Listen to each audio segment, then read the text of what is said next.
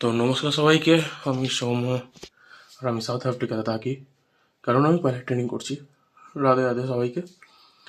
আজকে আমার ফ্লাইট আছে, তো মনে হচ্ছে ফ্লাইটটা ক্যান্সেল হবে, কারণ আমার ইনস্ট্রাক্টর আমাকে মেসেজ করেছিল কিছুক্ষণ আগে 9টা নাগাদ যে যে প্লেনটা নিয়ে যাব সেই প্লেনটা মেনটেন্যান্সে গেছে।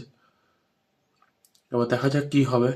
বলেছে যে অন্য ফ্লাইটও দিতে পারে কিংবা দেবে না, সেটা ব্যাপারটা আলাদা। আর কালকের জন্য কোনো বুকিং নেই। এখন দেখা যাক কী হয়। এখন আমাকে ওয়েট করতে হবে। এখন বাজে হচ্ছে 10:30। তো আমাকে এখন ওয়েট করতে হবে আপাতত 1টা 1:30 অবধি। তারপরে ফাজিরও ফ্লাইট আছে, আমারও ফ্লাইট আছে। মানে আমারটা ক্যান্সেল হবো হবো করছে, পাজিরটা আছে। তো দেখা যাক কী হয়।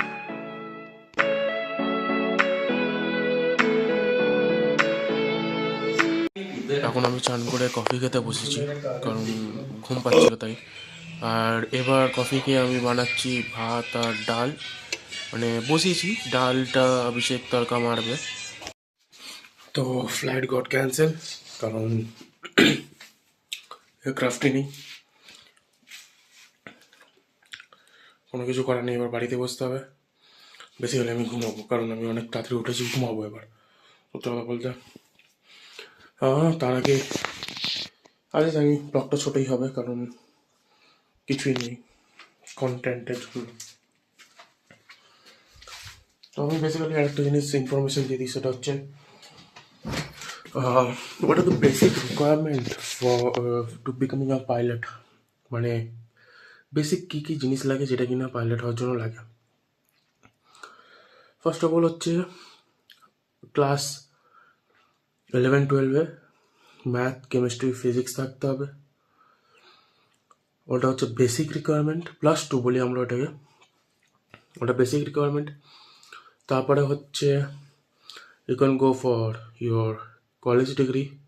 মানে কলেজ ডিগ্রি করতেও পারেন, নাও করতে পারেন, সেটা আপ টু আপনার উপরে। আমি তো করিনি, আমি ডাইরেক্ট ক্লাস 12-এর পরেই আমি অ্যাডমিশন নিয়েছিলাম। কিন্তু টাইম লেগেছিলো আবার, কারণ এই ইন্ডাস্ট্রিতে ইন্ডিয়াতে অনেক ফ্রডও চলে। তো দেখতে হবে কোনটা জেনুইন। তো এটার জন্য আমাকে টাইম লেগে গেছিলো অনেক, প্রায় 1 বছর মতন টাইম লেগে গেছিলো ঠিক করতে, যে কোন স্কুলটা ভালো হবে, কোন জায়গাটা ভালো হবে। মানে কোন জায়গা বলতে কিনা কোন কান্ট্রি ভালো হবে, কোন জায়গাকার ভালো স্কুল। তো আমি বলবো Eagle is one of the best school of South Africa. Like 43ও আছে, 43 ইন্টারন্যাশনাল, ওটা অনেক জায়গা আছে। তাই জন্য দেখতে গেলে টপ 10-এর ভেতরে আমাদের টপ 5-এর মধ্যে আছে আমাদের ইগল। আর ইগলের ম্যানেজমেন্ট একটুখানি খারাপ ছিল আগের বছর অবধি, কিন্তু এখন যা ম্যানেজমেন্ট হচ্ছে, আগে তো লাইক আগের বছর অবধি লোকে হপ্তাতে 2টো ফ্লাইট পেত না, 2টো কিংবা একটা কি হার্ডলি 2টো। কিন্তু এখন আমি নিজেই হপ্তাতে 4টে করে বুকিং পাচ্ছি। কিন্তু ব্যাপার হলো যে এয়ারক্রাফট খারাপ হয়ে যাচ্ছে বলে ওই জন্য বুকিং ক্যান্সেল হচ্ছে।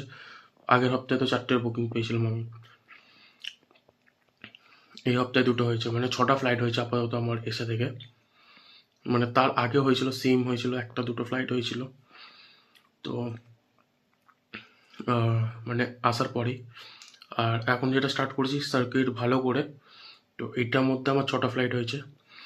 এখনও 2টো ফ্লাইট নিতে হবে আশা করছি। তো এটাই। আর যদি আপনার চশমা থাকে তাও you are good to go, শুধুমাত্র কালার ব্লাইন্ডনেস না হলে চলবে। মানে 6/6-এর ভিশন চাই, কালার ব্লাইন্ডনেস চাই না। এটা হচ্ছে দ্বিতীয় রিকোয়ারমেন্ট। থার্ড রিকোয়ারমেন্ট, অনেকে বলবে যে আমি সিগারেট খাই, কী করে পাইলট হব। না, ওটার মধ্যে কোনো কিছু হয় না, শুধুমাত্র যখন আমাদের এখানে ব্রিদিং টেস্ট হয়, তো ওই ব্রিদিং টেস্টে ক্যান্ডেলস থাকে 20টা, তার মধ্যে 18টা নিভিয়ে দিলেও চলবে। তো ওটা এখানে থাকে। আর ইন্ডিয়াতে এক্সরে হয়, লার্ন ক্যাপাসিটি চেক হয়, লার্নস ক্যাপাসিটি সরি। আমি এখন লাইক হজমিগুলি খাচ্ছি, তো ওই জন্য আমার একটুখানি জিভটা ঠিক করে চলছে না, কথা জড়িয়ে যাচ্ছে। লাং লাং ক্যাপাসিটি ঠিক করতে লাগে।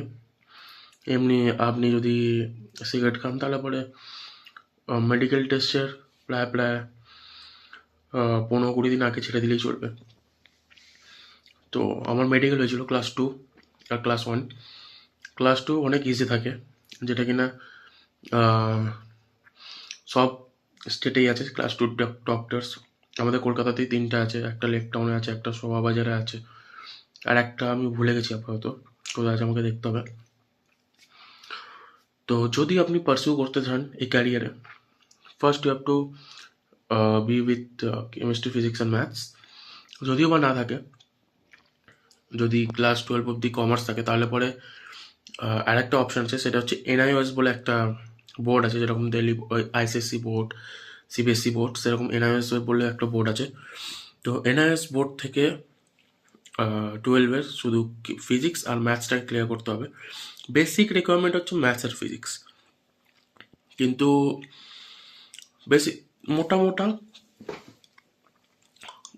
ফিজিক্স লাগে হচ্ছে ক্লাস 8-9-এর, তারও আগেকার নিউটনস ল, বয়েলস ল, ওইসব। আর ম্যাথস লাগে হচ্ছে টোটালি বেসিক, লাইক ক্যালকুলেশন। এমন ক্যালকুলেশন হতে হবে যে মানে মানে এরকম তাড়াতাড়ি হয়ে যায়, জানো, ভালো করে চুটকেও পাচ্ছে না বাঁ হাতে, তাই। তো ক্যালকুলেশন করার জন্য ম্যাথস লাগে, আর ফিজিক্স লাগে ওই যখন এয়ারক্রাফটে কি পারফরমেন্স কীরকম দেয় সেরকম হিসাবে। তো এটা হচ্ছে মোটা জিনিস। কমার্স ব্যাকগ্রাউন্ড থেকে হলেও চলবে, আর্টস থেকে হলেও চলবে। আর এনআইওএস কন্ডাক্ট করে অন ডিমান্ড এক্সাম, তো ওটা থেকে দিলেই হবে। ওটা ওয়েবসাইট, ওটা গুগলেও আছে, তো গুগল থেকে ওটাকে বেসিক্যালি গুগল থেকে ওটাকে ফর্ম ভরতে হয়, কিংবা অনেক এজেন্টস থাকে এনআরএসের, যারা কিনা বুক করিয়ে দেয় এক্সামস। তো এটাই মোটা জিনিস, basic requirement for becoming of pilot. আর আরও কিছু আছে, সেগুলো ডিসকাস করবো। আমি জানি এটা ব্লগটা বড় হয়ে যাচ্ছে কিংবা ছোট হচ্ছে জানি না, তো আজের জন্য এটুখানি। কারণ আজকে আমার লাইট নেই, তো আমি চাইছি না বেশি বড় করবো, এখনই এন্ড করে দেবো ব্লগ। এখন দুপুরবেলা আমি এখনও এন্ড করে দিচ্ছি ব্লগ। তো দেখা হচ্ছে কালকের ব্লগে। কালকে ব্লগ হবে কিনা জানি না, কারণ বুকিংস এখনও পাইনি, তো বুকিং পেলে কালকে অবশ্যই ব্লগ হবে। চলুন, রাধে।